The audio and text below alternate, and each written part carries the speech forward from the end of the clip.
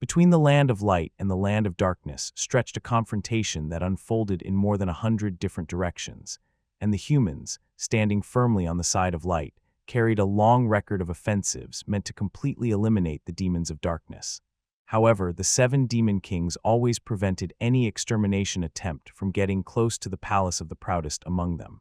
The first demon lord, Lyn Merlin, who was also the protagonist of this story. Sometime later, while the war continued, the demoness began to urge the human soldiers to advance without hesitation.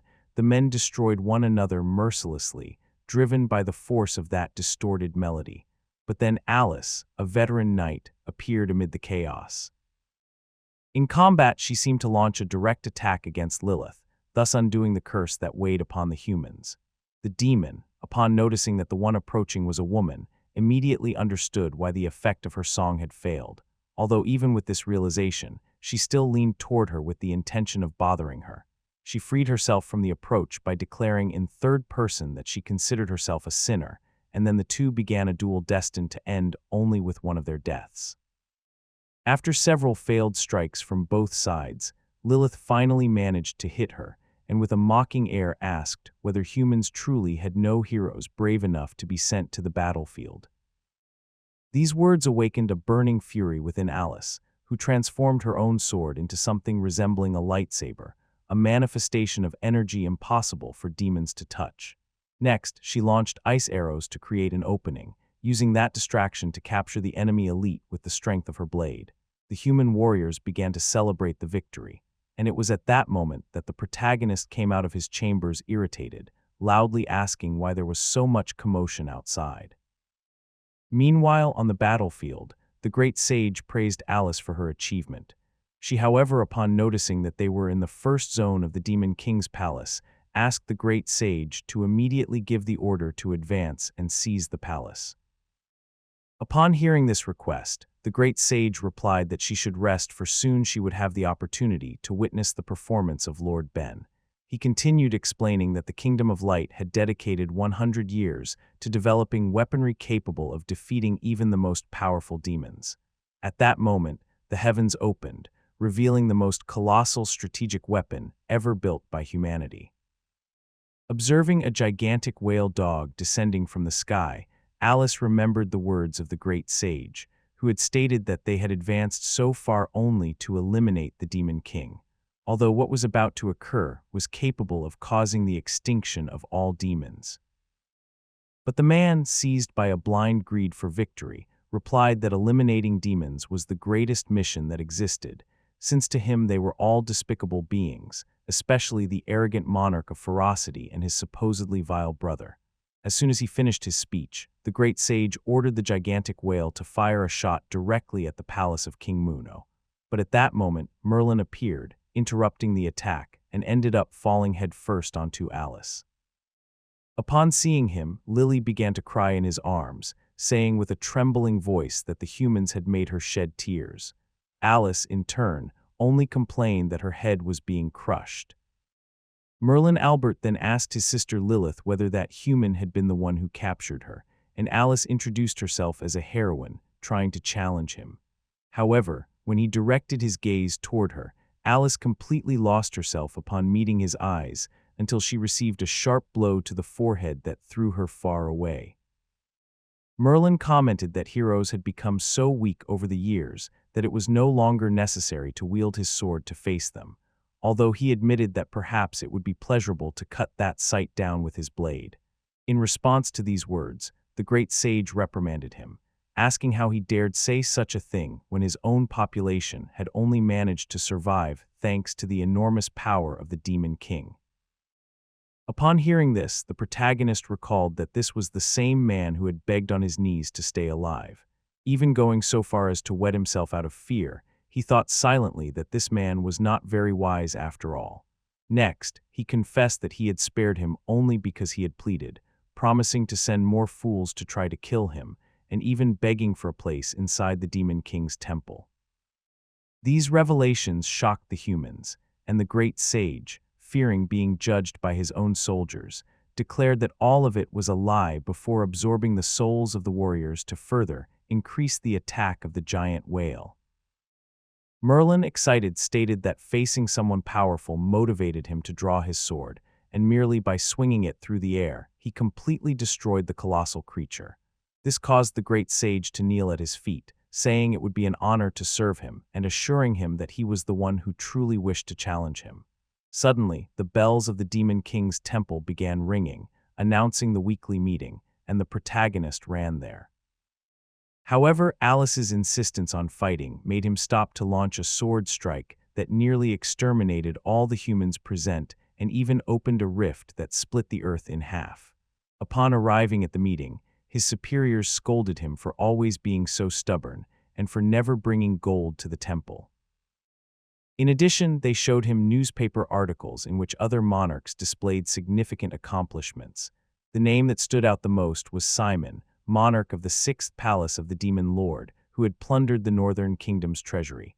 After these examples, they informed him that he was the worst-performing Demon Lord in all of history, and perhaps for that reason, his palace should be torn down.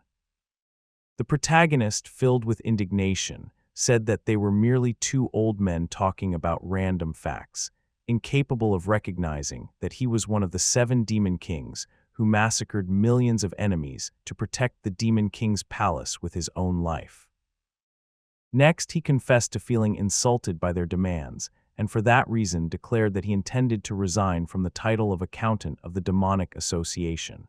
They then began listing all the expenses he had accumulated, informing him that his debt had reached $6 trillion demonic dollars, concluding that if he truly wished to quit, he would have to pay everything before leaving, which was impossible since his bank balance was practically zero. After the meeting, the protagonist tried to leave the palace quietly, but was surprised by his sister Lily, who said she wanted to play hide and seek. However, after observing his behavior for a moment, she realized what was really happening, causing the protagonist to mention the existence of a monarch. A demon with the strength he possesses is no longer welcome among his own. For that reason, he begins to believe that the moment has finally come to leave everything behind and discover the world on his own. Lily starts crying and wants to know whether he truly intends to leave, and he confirms that he does since this decision had been made long ago. Thus, he hopes that the demons who command the board will deeply regret it in the future. And while expressing all these ideas, he imagines himself returning after some years, enveloped by a far more intense aura and being welcomed with admiration by the people. His sister, upon hearing all this, only wants to understand whether his departure is due to a dismissal, and Merlin, with enormous pride, invents that he left of his own free will, and that the elders of the council even begged him to stay. After explaining how everything happened, the protagonist asks his sister to accompany him on this new journey. Lilith, quite excited, says she will follow him wherever he goes. Although upon learning the details of the trip, she simply bids him farewell at the entrance of the temple, wishing him success after 3 years of effort to save money. Meanwhile, Alice tries to recover her strength on the battlefield, but suddenly notices someone approaching, and upon realizing that it is Lilith, concludes that she must eliminate her. The demoness, seeing her fallen, thinks about keeping her as a memento, but when she tries to cut her head off, Alice reacts, asking if she has lost her mind. Lily argues that she should not have pretended to be dead and demands that she fight once more, for she is tired of always being behind her brother in battle. However, Alice knows that her body has not yet fully recovered and begins running in an attempt to escape. Even so, Lilith summons 2 enormous wolves and orders them to capture the human alive, for she intends to turn her into her pet. At the same time, the protagonist reaches the turbulent edges of the demon territory and plans to flee using the ship left by the humans. But upon finding it, he realizes the boat is made of Nikos, which leads him to wonder how he will manage to cross the sea. While he thinks Alice is about to be overtaken by the beasts and recalls the day when her teacher asked why she had not yet left alone into the world, the young woman admitted that she was not ready. But the desire to live new experiences eventually spoke louder, leading her to ignore the advice she had received. Feeling the hot breath of the creatures behind her, she mentally apologizes to the woman who taught her everything. Then she hides behind some rocks, gathers courage, and decides she will not be defeated by ordinary animals, stepping out with her sword to face them. However, upon seeing the true power of the beast, Alice panics and runs again. Though she does not get far, for one of the wolves reaches her and knocks her down. Amid tears, she screams that she does not want to die before experiencing a romance. Suddenly, the protagonist appears and transforms the enormous creature into something resembling a little dog. Imagining he could earn easy money with such a docile servant, he orders the animal to inform Lilith that Alice now belongs to him. Then he approaches the young woman to make it clear that her body belongs to him, and that therefore he is the one who decides what will be done with her. Next, he places her in a boat and says he will row until they reach the continent of light. The next morning, after hours of rowing, Alice imagines the possibility of marrying a charming prince after capturing the most feared demon king as a prisoner. But the protagonist splashes water on her face and demands that she keep rowing, which makes her mumble irritably that one day she will kill him. However, she abandons the thought when she notices that despite the strong waves, he remains firm. Later, a pleasant aroma of food reaches her. And upon noticing that the protagonist is cooking, she begins observing him. He, noticing the boat slowing down, states that she is the most useless slave he has ever had, and because of that, he destroys his own oar, saying that now they will both die in the open sea. Upon hearing him, she brings food to her face and promises to reward her if she performs her tasks well. Alice refuses out of pride, but hunger wins and she accepts, asking through tears how such an evil demon king can prepare something so delicious. Suddenly, the boat is surrounded by giant sharks and Alice warns that they are extremely dangerous. Without any sign of fear, the protagonist asks whether she is referring to the shark about to swallow her, which makes Alice fall terrified at his side. Merlin, just by casting a glance at the animal, drives it away completely. With his ego raised, he declares that he is now the most dangerous creature in the ocean. Alice insists that she is serious in recommending caution against one of the worst creatures in existence. Explaining that to avoid it, they should have coated themselves with sacred dragon excrement. Her brother, upon hearing this, wants to know whether that is why humans emit an unpleasant smell during battles, and she says that the excrement is a rare treasure, even more so now that the sacred dragon has disappeared according to the sages.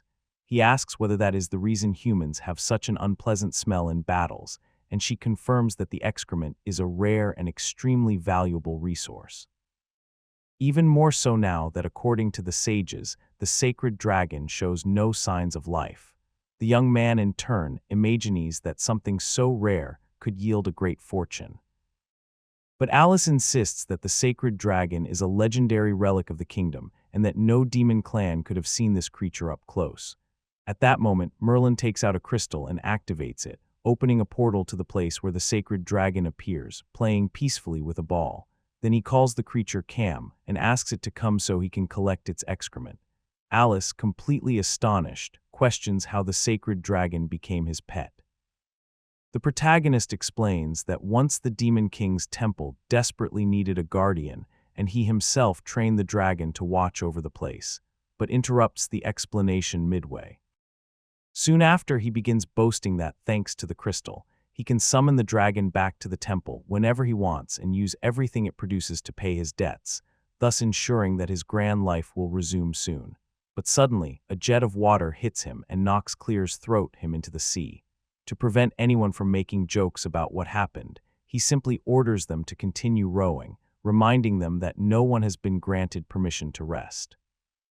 When night falls and he himself does not understand why he always comments on that sort of thing, the waves become more intense. Then, right before them, appears the most feared sea creature of all. Alice panics and begs the protagonist to jump into the water and face it, but he admits he has no idea how to fight something like that. Faced with this confession, she tries to gather courage and attack the beast with her sword, but realizes that her strength is not enough. With a single roar, the creature throws her out of the boat. The man, thinking that his slave is about to be dragged away by the waters, jumps in and rescues her just moments before she sinks. As soon as he saves her, he tries offering the creature the honor of becoming his servant, but all he accomplishes is angering it to the point of creating giant waves to drag them back toward the monster's wide, open mouth. Realizing that the ship is about to be destroyed and that his attempt at recruitment has failed miserably, he draws his powerful sword and with a single strike defeats the enormous beast that terrorized the sea. After the battle, Merlin feels tired and hungry and begins to imagine salivating what the roasted creature would taste like. Later, under the night sky, they finally arrive at the famous lands of light. Merlin, complaining about the long trip, informs Alice that she is officially fired since she was one of the worst slaves he had ever had. However, he warns her that she should not be sad. Upon hearing this, Alice shouts with joy, stating that nothing could make her more satisfied than no longer being his slave. The protagonist focuses on his next journey. But before leaving, he asks Alice to remove her armor because he still wants something from her. The young woman believes he has strange intentions, states that his tone of voice is odd, and assures him that she would rather die than allow anything. Since she refuses, Merlin simply removes the armor himself and declares that he will accept it as partial payment for saving her from the sea creature, since the equipment seems to be worth a considerable amount. A few hours later, Alice arrives at the human village and instead of being greeted with trust, is summoned to court to be judged. She loses her title of heroine, accused of incompetence for her defeat against the demon king Merlin, and is also fined 50 million gold for the loss of the sacred armor. When she tries to explain that she had been taken prisoner, the judge refuses to listen and condemns her immediately. 1 year later, we see Alice facing the Redbeard pirates who kidnapped a young girl. Despite trying to use her ice powers, she fails to injure the enemies. Even so, she assures them that as long as she is standing, no one will touch the kidnapped girl. The Redbeard brothers laugh, calling her foolish for believing she can defeat them and advance to attack her all at once. However, at that moment, a gigantic explosion clears the way for the protagonist, who appears very excited, saying he sensed the presence of 2 sacred creatures. But when the smoke clears, he starts looking for them since he cannot see them anywhere. Alice also doesn't really understand who he is, but begins to feel strangely drawn to his presence. When he asks which way the creatures went, she firmly replies that they are under his feet. Merlin, believing her words, allows the pirates to advance. Alice, irritated, says that he is only alive because the friendship spell has not yet been undone. The pirates mock her boldness, unable to feel any sign of power, and try to attack him. But when he draws his sword for the first time, the protagonist releases a shock wave that destroys everything around the shores. Upon witnessing this, Alice falls completely in love. Meanwhile, the Royal Navy guards, who were also caught in the explosion, shout that they only wanted to rescue the mayor's daughter. Merlin continues praising himself while Alice, overwhelmed with emotion, tries to approach to hug him and discover his identity. But the moment she is about to touch his arm, he disappears like a ray of light. Minutes later, the press arrives to interview Alice, and before any questions, they inform her that the Queen has issued a symbolic arrest warrant to discover who that mysterious man is, a criminal known as the Great Swordsman of the Night. After that, they introduce Alice as a current member of the Adventurers Guild and ask her what the Night Swordsman was like, the one who had just sunk more than 3 ships with a single swing of his sword. Alice, still amazed, states that the swordsman should not be treated as a criminal, but rather as someone worthy of being called a hero. A week later, Alice is at home watching the same interview and comments irritably that they should stop showing it since heroes like the Great Swordsman of the Night would never be captured. Soon after, she starts celebrating for having earned 10,000 gold coins on her last job, but her joy diminishes when she remembers that she still owes 49.8 million coins to pay off her debt. Thinking about everything the Demon Lord had done, she slams her fist on the table and ends up knocking over a glass of water, but quickly begins drying the wanted posters she picks up since she needs to keep gathering coins. At that same moment, she notices that one of the posters offers 5,000 coins for a fugitive who has been stealing food on the southern continent. The problem is that she doesn't realize that the wanted person is actually the protagonist. So Alice rubs her face on Deng's poster and wishes for luck on her next mission, also arguing that the protagonist lives in a miserable way, accumulating more debts than she does. On the other hand, we see that Deng, the hero shown on the poster observed by Alice, is in fact the protagonist who excitedly comments that finally a year after fleeing the demon world, he has become an outlawed hero. However, his excitement fades when he notices that the reward for his capture is worth only 5,000 gold coins. Suddenly, his stomach growls with hunger. Merlin laments, having spent all the money he had on the sacred armor, on parties, and on women. A few minutes later, he spots a city. But when he tries to approach, he is intercepted by two bandits who threaten him with a knife. Merlin, short-tempered, shows that he is not afraid of them, but the older bandit is not intimidated and demands all of his belongings. Faced with this, Merlin swears that he will not hand over anything because he is starving, and the bandit orders him to hand over his sword. Upon hearing such a demand, Merlin warns that the moment he draws his sword, both of them will die. However, his warning only provokes laughter. As the bandits say, he sounds like someone reciting ancient verses. The older bandit then pulls an apple from his pocket to show off his knife skills, but only manages to make Merlin change position so that he does not injure anyone around. With a single sword movement, Merlin cuts the apple into countless pieces, revealing that the bandit was actually a goblin. The smaller bandit, upon seeing what happened, abandons his human form, and in his true goblin appearance flees into the plants shouting that there is a monster there. Later, the small goblin reaches his leader Lunkia and announces that a human has just broken the peace treaty, declaring that they will start a war to enslave them. He boasts before everyone that his strategy of pretending to be human worked. The next day, Merlin decides to write a letter to his sister, Lilith, but instead of reporting the difficulties he faces, he lies, saying that in the land of light, he lives in a castle and is treated like a true king. Thus, he makes it clear that he will never return to the Demon King's palace. Later, Merlin wins a fight against Johnson, a bandit hired to fight inside a bar. The owner of the establishment, upon seeing the scene, says he does not understand how someone who almost never eats managed to defeat him. Merlin replies that eating only one meal a day already brings him to his limit, and immediately after leaves complaining about the city. At that moment, the bar owner notices that he resembles the criminal on the wanted posters and questions him about his fame. Merlin, consumed by ego, begins to declare that he is a legendary monarch, but the man points to the wanted poster beside him. Upon noticing that it depicts the same powerful bandit who uses his good looks to deceive and consume everything the villages produce, the man starts shouting to warn everyone of his presence. This causes the residents to surround Merlin, forcing him to flee.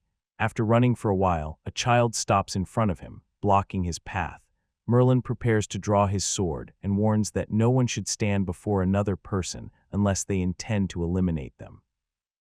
The boy, however, asks if he is a martial artist. Upon hearing this, Merlin introduces himself as an artist and says he will show the strongest punch in the world. He then produces a light gust of wind by swinging his sword and demands payment for the demonstration. The boy, confused, refuses to give money and even states that Merlin is a failure just like all martial arts teachers and that he will never get a decent job. Hearing such words, Merlin becomes deeply irritated, but instead of resolving the situation with violence, he merely takes the boy's ice cream. He grabs the young boy by the hands and throws him to the ground. However, Alice has just arrived in the city together with a group of adventurers, and one of the girls comments that it is a shame Alice abandoned her title of heroine despite her impressive strength. At that moment, a vendor appears advertising a book that tells an interracial romance between a human heroine and one of the most influential demon kings in the world. Alice hurries to explain to the young girl that all of it is fiction, that she only shared a ship with the demon king mentioned. The girl in turn comments that there is no reason to be ashamed of a love story, but Alice insists that it is a lie and faints upon discovering that more than 5 million copies have already been sold. After this, the group of adventurers resumes their journey. Since Alice is determined to find the fugitive valued at 5,000 coins to stay motivated, the group comments that completing this mission will guarantee a few months of rent.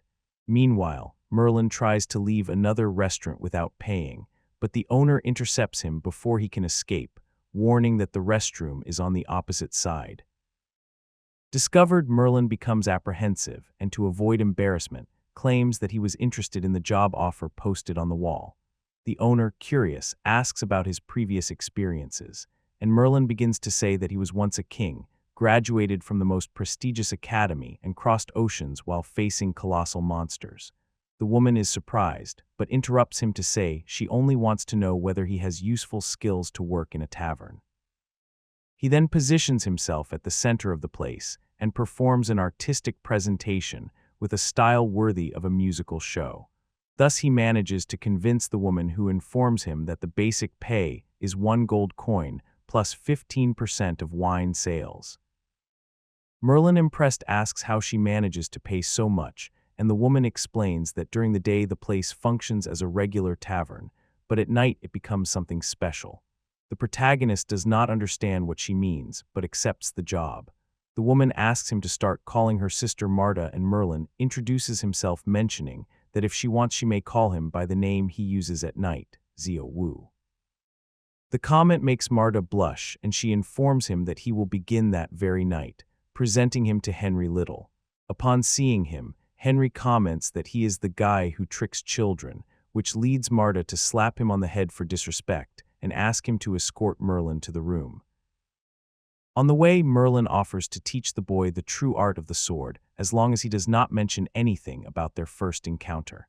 Furious, Henry calls Merlin an arrogant, useless man, and declares that the only one capable of mastering the art of the sword is the legendary swordsman of the Dark Knight, Merlin. Realizing the boy's admiration, Merlin confesses to being that very man, but Henry does not believe him and kicks him into the room. That same night, the group of adventurers traveling with Alice is massacred by an enormous horde of goblins.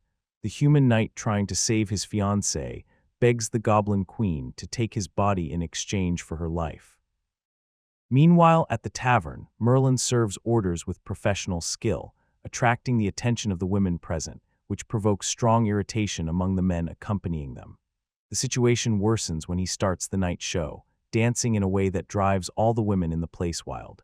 The next morning, Marta comments that it had been years since beverage sales had doubled in a single night, and suggests advertising the show in the newspaper. The advertisement spreads the news throughout the continent. The protagonist realizes he could contact his sister, but decides not to persist, saying he prefers to remain discreet and help in the tavern, as well as enjoy the additional money from the publicity. Marta is delighted with his attitude and says she does not understand how he can be so considerate. Suddenly, Henry appears, saying that Merlin is nothing but a swindler who lures women into spending money on wine. Before leaving, he warns Merlin not to try courting his mother, otherwise he will attack him himself. Outside, Henry vents his anger by punching a tree and shouting that he can no longer stand seeing that dominant white face.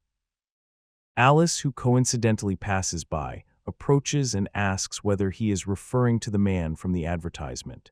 Henry denies it, but explains that their problem is a guy who eats like a magnate, is young, has a delicate appearance, and keeps deceiving women into buying wine. At that moment, a group of men appears, complaining that their wives spent many coins in that establishment, and asks Alice if she is willing to capture someone in exchange for payment. Knowing she needs the money, she accepts immediately. Upon entering the tavern, Alice realizes that the target is the same man she was looking for. Thus, she begins to approach silently, trying to surprise him. However, as she crawls closer, the spotlight of the show falls on her, leading Merlin to take her by the hand and invite her to dance. With no alternative, Alice attempts to attack him with her sword, but the protagonist, while dodging the blows, turns the movements into dance steps. As soon as she holds him in her arms, Merlin takes the opportunity to ask who she is. Looking more closely, he realizes that it is Alice. He then removes the mask and freezes upon confirming the truth. It was she whom the demon had enslaved. Filled with fury, Alice climbs on top of him with the intention of killing him.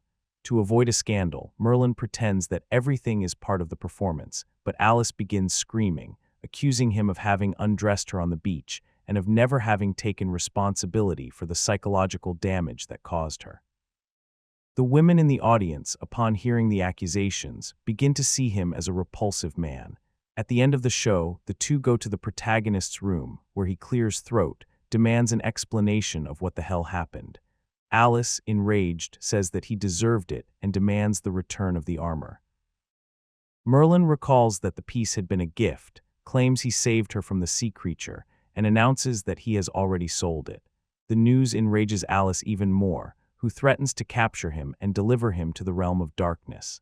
He, however, tries to calm the situation by saying that the armor was forged to protect them from the horrors of the sea against someone who defeated the beast with a single strike. Nothing could be done. Alice reveals that because of him, she now owes 50 million yuans, and that her life is reduced to accepting high-risk missions for the guild, valuable tasks, but ones that almost always leave her on the verge of death. Merlin, attentive to the fact that holy enemies yield great rewards, asks how she joined the guild.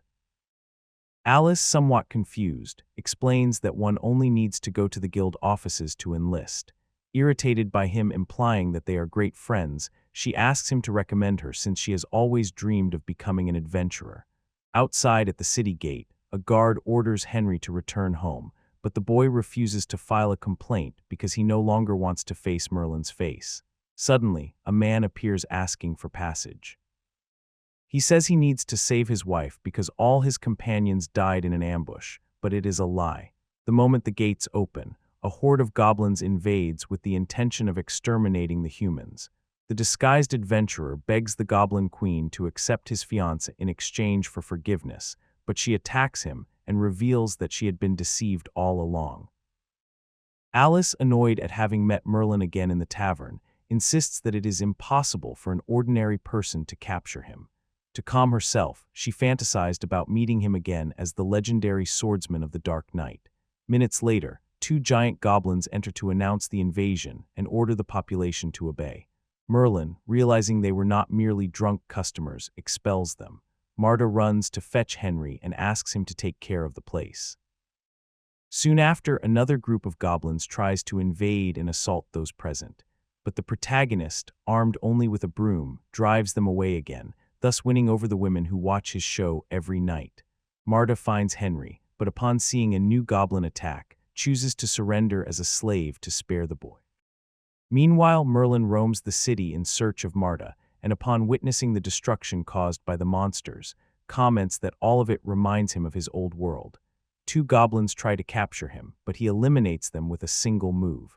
Upon seeing the ease, other enemies charge at him en masse, but are defeated in seconds. Suddenly, Alice appears and blames him for the attack, but upon realizing she was mistaken, asks that they form an alliance to defend the village. Merlin, as someone who intends to follow the life of an adventurer, explains that he would charge 10,000 gold coins for his combat services. Alice, knowing she would not pay, asks him to leave her alone while she searches for the woman who had promised her a salary. The refusal irritates him deeply as she believes she does not need the help of a demon to protect the people. With no choice, Alice begins the battle using her ice powers. The Goblin Queen orders her army to capture her after realizing that her flames do not harm her. But a wounded goblin falls from the sky and says that a monstrous creature has taken down more than half of their soldiers. The queen, examining the scene, concludes that facing a master of magic is too much work and orders the retreat. When all the enemies leave, Alice helps an injured comrade. However, a guard accuses him before the city of having been an accomplice who allowed the invasion, and the people try to lynch him. Alice unsheathed her sword to defend him and explains that he acted to protect his fiancé and his companions. One of the warriors questions why he should listen to them, so Alice reveals that she is in fact a sacred heroine of the kingdom. Upon mentioning her name, the crowd remembers the past accusations. She had been stripped of her title for becoming involved with the demon king who enslaved her. The man who mocked her intentions provokes her, saying she was taken by a demon who now tries to attack her. Our protagonist, however, gives him an exemplary lesson on courage and honor. A direct blow to his stomach knocks him down and leaves him completely unconscious. Soon after, she warns her partner that he is now on his own. He immediately sets out to rescue the captured adventurers. And Henry, realizing that no one in the village takes any action, decides to support them, beginning to shout that everyone there is useless and only knows how to complain. Then he heads to the tavern in search of a sword. At that moment, two goblins confused by the situation around them suddenly appear. They enter the tavern looking for their allies, and upon seeing Henry holding a sword, they move to attack him. However, Merlin arrives in time to intervene and asks Henry where he found that weapon. The boy replies that he intended to save his own mother, who had been captured by the goblins. The protagonist, upon hearing this, tells Henry that he does not have enough strength to face such dangerous creatures. In tears, Henry agrees and explains that he only wanted to help Alice, who is also on the way to save people. The boy's attitude makes Merlin remember the day he lost his mother, and this memory motivates him to wield his real sword for the first time to help a human. But after this remarkable moment, his spirits drop because he does not know exactly where the goblin's hideout is. Even so, the frustration does not last long since he hears a group of men commenting that they need someone strong to lead the rescue. At that moment, he volunteers to help. This provokes laughter among the men since they all knew him only as the tavern dancer. To prove who he really is, Merlin asks Sir Johnson to stand up and face him, thus demonstrating his true power. Meanwhile, Alice manages to enter the goblin hideout, where she overhears by chance that their plan is to dominate the human village to plunder it whenever they wish.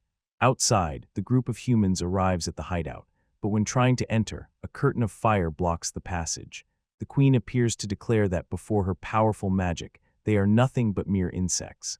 Merlin suggests that they surrender before he himself finishes them off.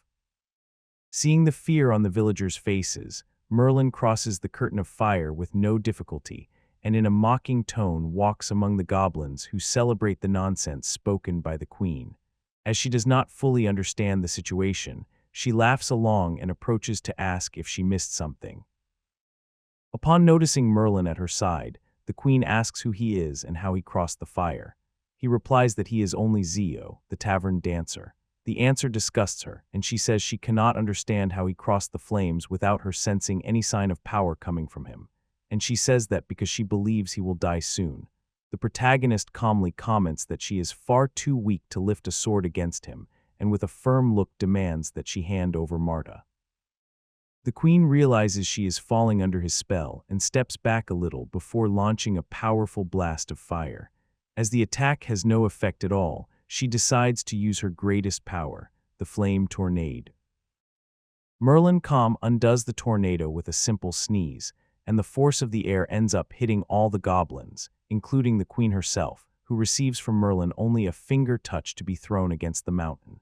Inside the hideout, Alice frees the prisoners, but instead of escorting them to the exit, decides to continue advancing with her powers through the cave until finally reaching the Goblin King's chamber. There, the fat and repulsive goblin states that he will have new company that night. He rises to begin the fight. Alice tries to protect herself with her ice magic, but it is not enough to contain the king's fast blows, who eagerly declares that the moment has come to play with her body, refusing to allow such a disgusting creature to touch her. Alice tries to defend herself, even piercing the king's body with her sword. She cannot cause any real damage. The Goblin King observes and comments that she is extremely resilient for having endured one of his attacks, but still remains as fragile as an ant before him. Alice feels a new determination to keep fighting, but the goblin grabs her with such force that he breaks several of her bones. Even so, that is not enough to stop her. Breaking free from his grip, she delivers attack after attack, finally managing to cause some damage.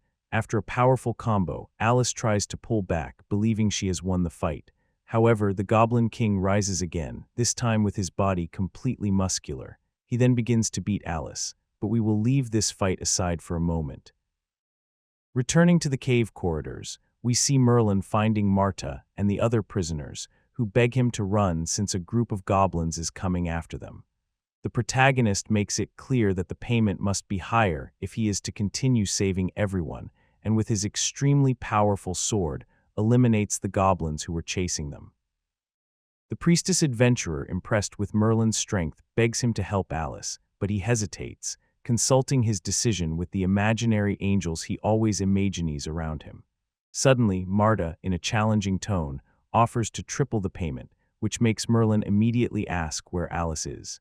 The priestess replies that the girl headed toward the hall filled with gold that belongs to the Goblin King. Merlin goes crazy, imagining everything he could steal and runs after her. Upon arriving at the shining gold chamber, Merlin begins analyzing every detail, certain that he will be able to take whatever he wants, while the Goblin King threatens to kill Alice if Merlin tries anything reckless. However, in the blink of an eye and moving faster than light, the protagonist rescues Alice from the king's arms and rips one of the creature's arms off. Then he tells Alice that everyone is safe and that the situation is under control. Merlin leaves her lying on the ground so he can face the Goblin King alone. Suddenly, the king interrupts his crying caused by the loss of his arm and demonstrates that he can regenerate it with ease, attacking him again using a magical staff. The protagonist, however, blocks all the strikes with just one hand. Confused and irritated, the Goblin King questions who he is to possess such power. Merlin responds that the king does not yet have the strength to deserve to know his true name, so he may call him Brother Daisy. The declaration enrages the king, who introduces himself as Kayashu, a member of the Goblin clan, and states that he will now show his most powerful magical abilities. He prepares an extremely dangerous attack with his staff, but first offers the protagonist the chance to surrender and become his subordinate. This only makes Merlin laugh, for he states that not even a god would be capable of making him a slave. So, it is absurd that a goblin would try something like that. Enraged, Kayashu fires his devastating attack. Merlin then focuses just enough to stop it with a single hand, saying that the king is even weaker than his own sister. Then he unsheathes his sword, and Kayashu upon seeing it asks if it is really Vant Gala, the demonic sword that only the Lord of the Demon King's palace can wield. Merlin explains that he knows much more about his life than he appears, and defeats the Goblin King with a single strike. After the battle, the protagonist begins imagining the kingdom he could build with all that gold. However, at that moment, the cave begins to collapse and he remembers the promise he made to Marta. Thus, he decides to carry Alice outside and save her, abandoning all the treasure. That night, Merlin takes care of Alice, and upon examining the injuries realizes that the best thing to do is heal them quickly. Therefore, he begins removing her clothing. Suddenly, Marta and Henry enter the room, but upon seeing the scene, Marta closes the door, imagining that something obscene was about to happen. The protagonist does not understand the reason for the reaction, but does not get distracted and begins spitting on Alice's wounds because his saliva has healing properties. Thus, he manages to restore all the girl's injuries, although the side effect is causing strange dreams in the person who receives the treatment. For that reason, Alice ends up living a confusing dream in her own imagination involving a swordsman of darkness. The next morning, Alice wakes up completely disoriented. The last thing she remembers is being beaten by the Goblin King. Her priestess friend, upon seeing her awake, explains that it was Merlin who arrived in time to save her. That leaves Alice frightened, because in a past moment, Merlin had already captured her as a slave even after helping her. However, the priestess insists that he would be a good partner for her since he did not hesitate for even a second when they asked for his help. Alice, irritated, states that they are enemies. At that moment, the adventurer knight asks his fiancée not to bother her. Before leaving, the priestess reveals that she heard strange sounds of happiness throughout the whole night, and that upon opening the door in the morning, found Alice in only her underwear with all injuries completely healed. Outside, the protagonist finds Johnson, the big guy he had defeated before going to the dungeon. Johnson is taking all the credit for the battle in front of the cameras. Merlin approaches to intimidate him. The reporter, trying to avoid embarrassment, asks Merlin what he thought of the invasion. He replies that they were merely insignificant goblins whom he greeted and dispersed with a simple breath. Back at the tavern, Merlin enters the room where Alice is and expects to receive thanks. But as soon as she sees him, she points her sword at him, calling him a predator. The protagonist, not understanding the gravity of the accusation, interrupts her, saying that she is ungrateful. Alice insists that he is despicable for taking advantage of her while she was unconscious. Merlin, understanding the misunderstanding, explains that he removed her clothes only to heal her injuries with his special saliva. Even so, Alice asks why the guest next door said he heard loud sounds during the entire night. The man, in a provocative manner, comments that nobody knows what she dreamed of, since Merlin's saliva, besides healing, also induces a deep and intense sleep. For that reason, she ended up shouting inappropriate words. Upon discovering the truth, Alice is relieved and grateful, but Merlin refuses the thanks and reminds her that saving her cost him an enormous treasure. Therefore, he demands that she give him something in return.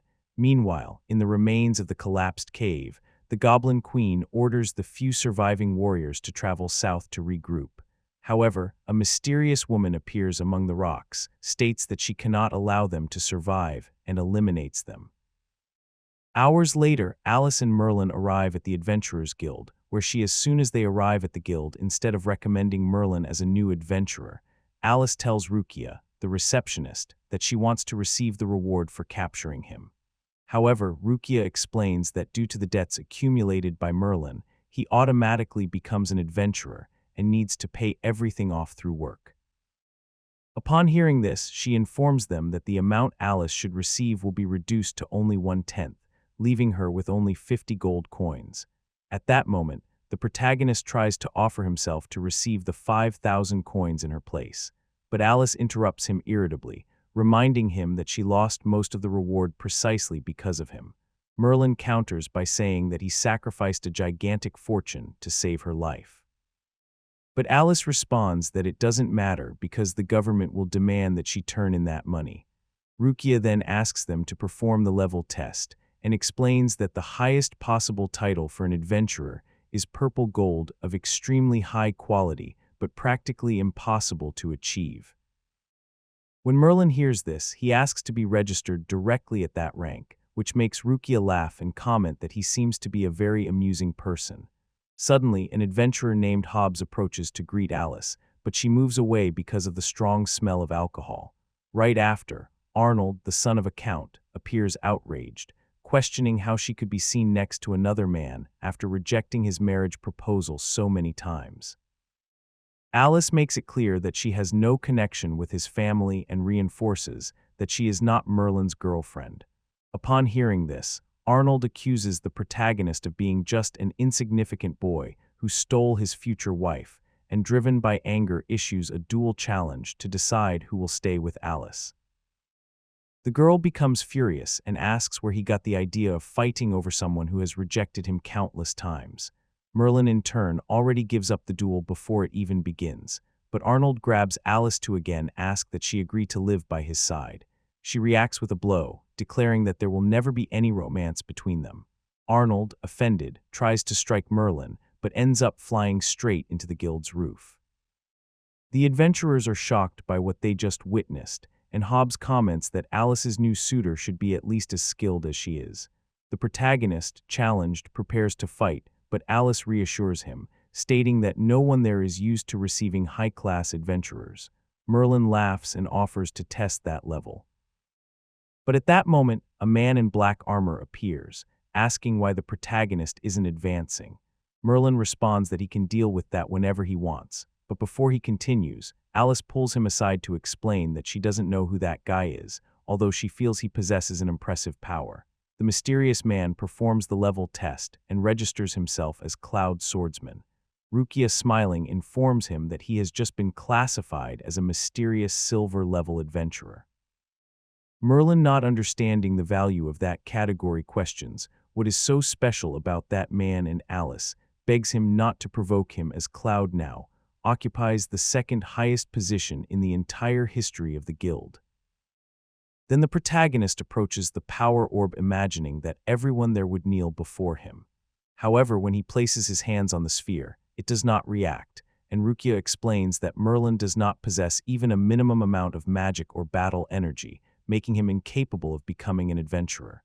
Realizing they are mocking him, she asks why he is hiding his energy until an old man appears, offering to confront him, even with everyone laughing. Merlin asks who that elder is, and Alice explains that he is the great wise man of the guild, and therefore the strongest adventurer of all. The two head to a dojo behind the guild, where the wise man begins to recount his various battles. Seeing that Merlin wasn't paying attention, he asks the young man to use all his strength so he won't feel guilty upon defeating him. The protagonist accepts and with a single strike defeats the wise man, causing the sword shockwave to destroy everything around. In the waiting room, everyone believes the old man has killed Merlin, but soon the protagonist appears, saying that he tried to spare the sage's life. Rukia wonders what he meant by that until she sees her grandfather coming out of the dojo, irritated because he had used full strength against a beginner. The elder, with his pants wet with fear, comments that Merlin is the most terrifying creature he has ever encountered. Outside the guild, Merlin tells Alice that she has received the rank of Black Iron. Moreover, he confesses that he is excited to complete all the guild's tasks and become the king of adventurers, besides getting rich by creating a monopoly. Later, Merlin returns to take a job, but when trying to buy food, he realizes that the money is not enough and that everything he earns disappears within a few days. He begins to think that his dream of becoming a millionaire will be much more difficult than he imagined. At night, while Alice takes a hot bath, she hears a noise coming from the kitchen. When she goes to investigate, she finds Merlin there. Sensing that a broom was about to hit him, Merlin grabbed it in the air and, distracted, ended up observing in detail the moment Alice let her towel fall. After that embarrassing instant, Alice scolded him for spying. But he replied that he had no other place in that cramped house, and even invited her with a certain charm to stay there and share the heavy work he carried out. In return, she blushed and threw him out, granting him only a small commission. Merlin, however, returned to knock at the door insistently, asking that Alice let him live with her and reminding her of everything he had risked to save her. The young woman, noticing that the neighbors were beginning to notice the commotion, allowed him to enter again, but warned him that all the exaggerated imagination he nurtured would never become reality. The protagonist then commented on the limited size of the house and concluded by saying that for the sake of friendship, he would not charge this time for his protection services. At that moment, Alice's bed collapsed and she tried to pull it with her sword, but a wrong movement caused her to trip and Merlin fell on top of her, leading him to believe she wanted something more. Alice firmly denied it. Subscribe for more.